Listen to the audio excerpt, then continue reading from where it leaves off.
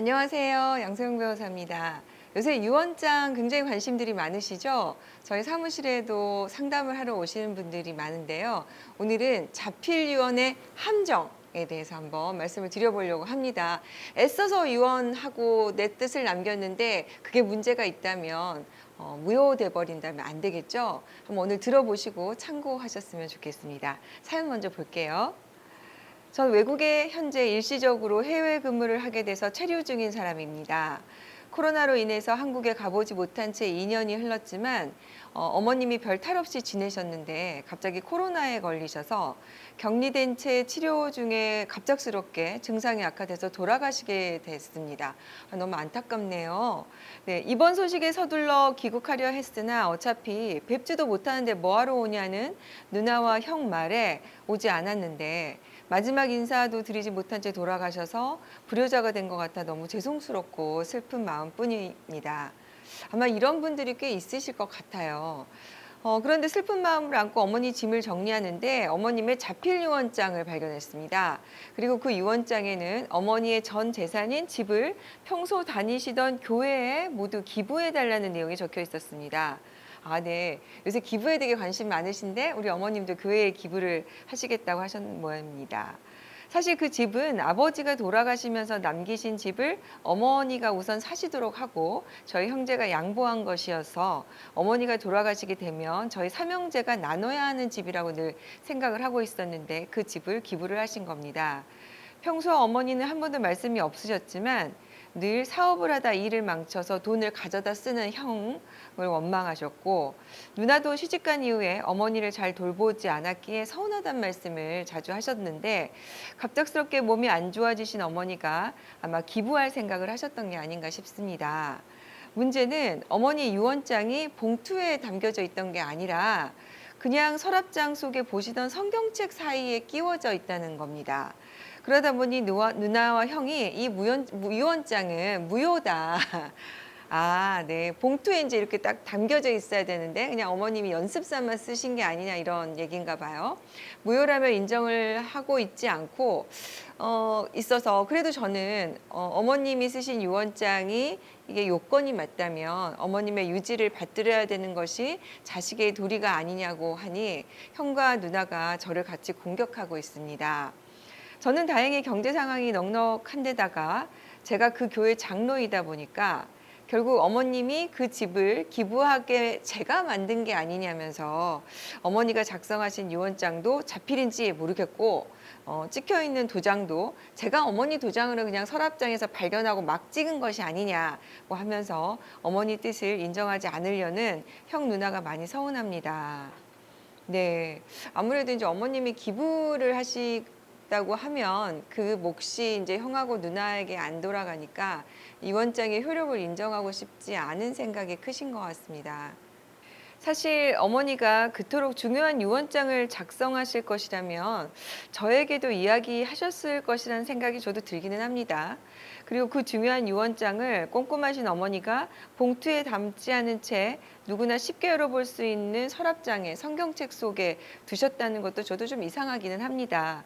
그렇다고 어머니가 유언장을 작성하셨는데 이거를 무시하는 것은 자식의 도리가 아닌 것 같아 참 난감합니다. 어떻게 하는 게 좋을까요? 이렇게 상담을 주셨네요. 돌아가신 분에 대해서 제가 제일 어려운 게 유언이 그런 것 같아요. 일단은 돌아가신 난 이후에는 거기에 대해서 우리가 물어볼 수가 없잖아요. 어머님 이거 연습으로 작성하신 겁니까? 아니면 정말 작성하신 겁니까? 어머님이 이게 무슨 생각으로 하신 겁니까? 참 그게 알 수가 없어서 그걸 받아들었던 자식들이, 자녀들이 그걸 어떻게 해야 할지 잘 논의를 해야 될 것 같은데요. 우선 일단 이 상담의 내용으로 봐서는 아마 이제 요건 자체는 다 갖춰진 것 같아요. 그래서 먼저 자필 유언의 요건을 먼저 좀 설명드려 보겠습니다. 우리 민법상 유언에는 5가지 방식이 있는데요. 자필 증서에 의한 유언, 그다음에 녹음에 의한 유언, 공정 증서에 의한 유언, 그리고 비밀 증서에 의한 유언, 구수증서 유언 5가지인데 어머님은 이제 직접 자필로 작성을 하셨기 때문에 자필 증서에 의한 유언으로 보이고요. 자필 증서는 말 그대로 자필로 그냥 쓰시는 건데 유언은 내용을 전문을 전부 다 자필로 쓰셔야 돼요. 그래서 그 사이에 뭐 예를 들어서 예금 같은 게 종류가 좀 여러 가지일 수 있고 부동산이 여러 가지일 수 있잖아요. 그런데 거기에 목록을 첨부하시면 안 돼요. 그 목록을 뭐 컴퓨터로 작성된 문서를 첨부하셔도 안 되고 그거 전부 다 자필로 작성하셔야 된다는 거 유의하셔야 됩니다. 일부에서는 이렇게 목록을 첨부하면서 내가 목록을 첨부한다는 내용이 있으면 이것도 자필 유언의 효력이 있는 걸로 봐야 되는 게 아니냐라는 이제 논의가 있지만 아직 여기에 대해서 명확한 판례가 없어서 유언을 준비하시는 분들은 그냥 모두 다 자필로 작성하는 것이 더 좋을 것 같습니다. 그렇게 좀 권해드리고요. 그리고 이제 유언은 작성한 날이 중요하기 때문에 연, 월일 그 다음에 주소 적으셔야 되고요. 그 옆에 이제 마지막에 이름 쓰고 날인을 하셔야 돼. 이렇게 해서 이제 마무리를 해야 되는데 민법 규정에 의하면은 봉인에 관한 규정이 없어요. 그러니까 우리 사연처럼 어머님이 지금 유언장을 성경책에다 끼워 놓으셨는데 사실 봉인에 관한 규정이 없기 때문에 그 자체로 이 유언이 무효라고 볼 수가 없는 거죠. 그래서 어머님이 일단은 이 부분에 대해서 확인이 안 된다 하더라도 봉인이 안 됐어도 이 유언은 일단 유효한 거로 보입니다. 근데 이제 형제들이 문제 삼는 것은 이 날인한 도장을 과연 성경책을 발견했을 당시에 도장이 찍혀 있었던 것이냐 아니면 서랍장에 있던 걸 정말 둘째 아들이 이거를 사연 주신 분이 발견하고 그냥 찍은 게 아니냐 의심이 들 수는 있습니다. 그래서 저희도 이런 비슷한 사안에서 한번 인감을 감정을 한번 해본 적이 있는데요. 실제로 이게 찍힌 날짜가 정확히 감정이 안 되더라고요. 그래서 아마 이제 형제들이 여기에 대해서 문제 제기를 하면 유언이 무효라는 확인 소송을 통해서 이 이제 어쨌든 자필이 뭐 아니라면 자필이 아니라는 부분을 감정을 해야 되고 인감 날인 날짜를 감정을 해야 되는데 여기에 대해서 참 무효를 확인하는 것은 현실적으로 조금 어려운 면이 있습니다. 자, 그래서 이렇게 이제 유언서를 작성을 하면 이제 유효한데요. 이와 관련해서 좀 재미있는 판례를 좀 소개시켜 드려 보면 이런 게 있어요. 네, 연월일과 관련해서 좀 재미있는 판례가 있습니다. 보통 이제 기재하면 2022년 7월 22일 뭐 이런 식으로 해서 기재를 해야 되는데 그게 아니라 뭐 나의 생일에 몇 세 생일에 뭐 이제 이렇게 기재를 하시거나 어느 봄날에 이렇게 기재를 하신 경우에 사실 이거를 연월일로 기재한 거로 볼 수 있느냐라는 부분이 있는데 판례는 일단 그것을 특정할 수 있고 이 유언의 내용이 전체적으로 진이라면 그것 자체가 이것만으로 유언이 무효다라고 볼 수 없다는 것이 지금 현재 판례 태도입니다. 그리고 이제 주소와 관련해서 많은 분들이 이제 이거 좀 이상하지 않느냐. 뭐 사실 유언의 내용이라는 것은 내 재산을 누구에게 어떻게 상속한다고 하는 건데 굳이 내가 이걸 쓰면서 내가 살고 있는 주소까지 적어야 되는 것이냐라고 좀 의문을 많이 가지실 수 있고 또 이 부분에 대해서도 조금 빠질 경우가 있을 수 있는데요. 이와 관련해서는 대법원에서 이제 판례로 이렇게 판단을 했어요. 그러니까 내가 당시에 주소를 제대로 적을 수 없을 정도로 뭔가 판단 능력이나 이런 정신적인 능력이 없었던 것은 아니냐라고 의심을 할 수가 있기 때문에 주소도 일단 민법상 요건이고 이와 관련해서 반드시 적어야 한다.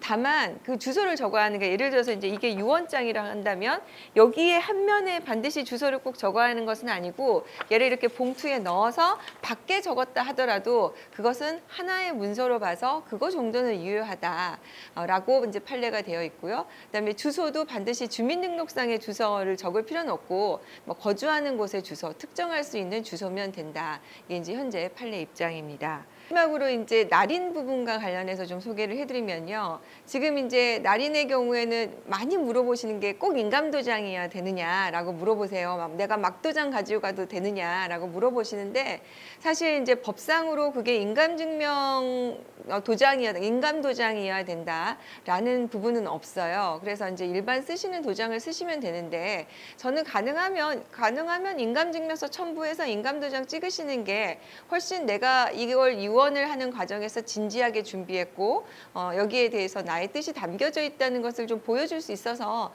이왕이면 인감도장이면 좋으실 것 같다는 말씀을 드립니다. 그리고 증명서까지 일단 인감증명서까지 첨부를 해놓으면 뭐 이 사건의 유언의 진위 여부에 대해서 사실은 더 의심할 여지가 없다 이렇게 볼 수가 있어서 권해드린 부분은 그렇고요. 그 다음에 이제 판례에 의하면 도장이 아니라 무인을 찍어도 된다라고 되어 있습니다. 근데 이제 무인과 같은 경우에는 이제 일단은 그것이 진위 여부에 대해서 또다시 문제가 될 수 있잖아요.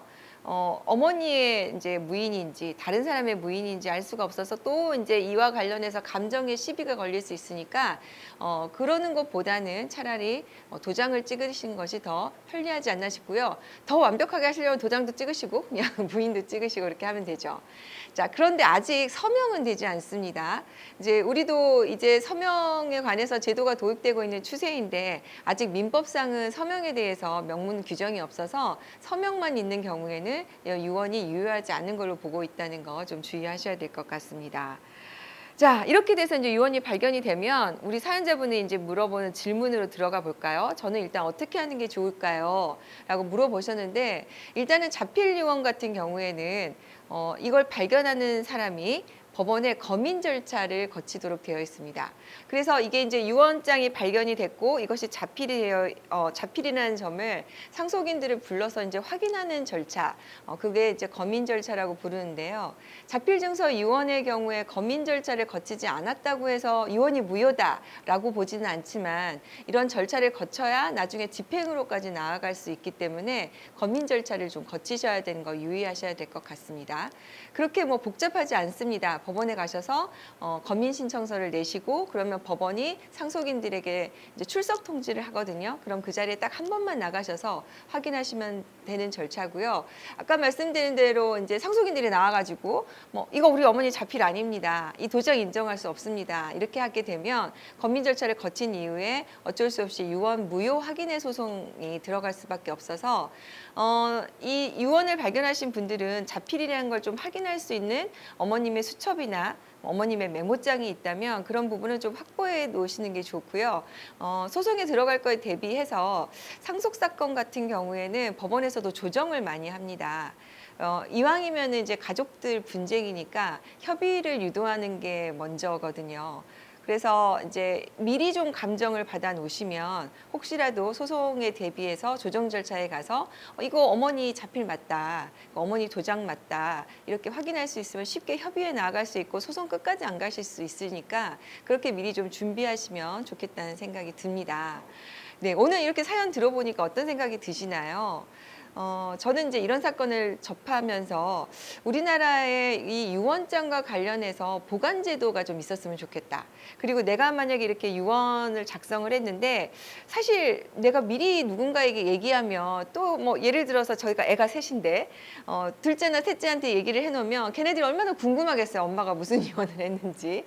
저를 괴롭힐 거란 말이죠. 그래서 자녀들이나 뭐 이런 상속인들에게 알리지 않고 내가 그냥 뭐 동사무소나 주민센터에 가서 내 유언을 좀 등록해 놓고 제가 사망하면 동사무소에서 연락을 하는 거죠. 자, 이렇게 자필 유언장이 작성되어 있습니다. 상속인들 와서 보세요.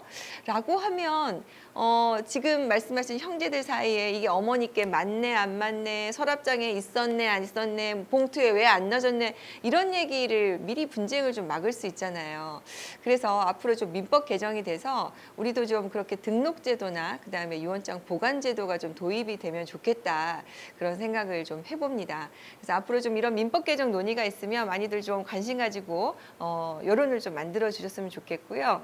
이 유언과 관련해서 어머님이 이제 자필 유언을 하셨는데 사실 기부를 하는 경우에 자녀들 입장에서 어머님의 기부 의사를 완전히 떠받든다는 것을 사실 고인이 되셔서 확인할 수가 없잖아요. 그래서 이럴 경우에는 특히 기부할 내용이 있는 경우에는 유언 집행자를 좀 지정해 놓으시는 것이 좋을 것 같아요. 그러면은 이 유언을 발견한 상속인이나 아니면 유언 집행자가 그 내용을 그대로 어머님의 그런 좋은 뜻을 실현할 수 있게 할 수 있으니까요. 자, 유언 집행자에 대해서는 다음에 저희가 다시 한번 강의를 좀 준비해 볼까 하는데요. 보통 상속인이나 아니면은 이와 관련해서 내 뜻을 잘 전달할 수 있는 사람을 지정하시면 될 것 같습니다. 네, 오늘 자필 유언의 함정이라는 내용으로 한번 사연을 소개해 드려 봤는데요. 많은 분들 도움 받으셨으면 좋겠습니다. 네, 마음에 드시면 구독, 좋아요 눌러주세요.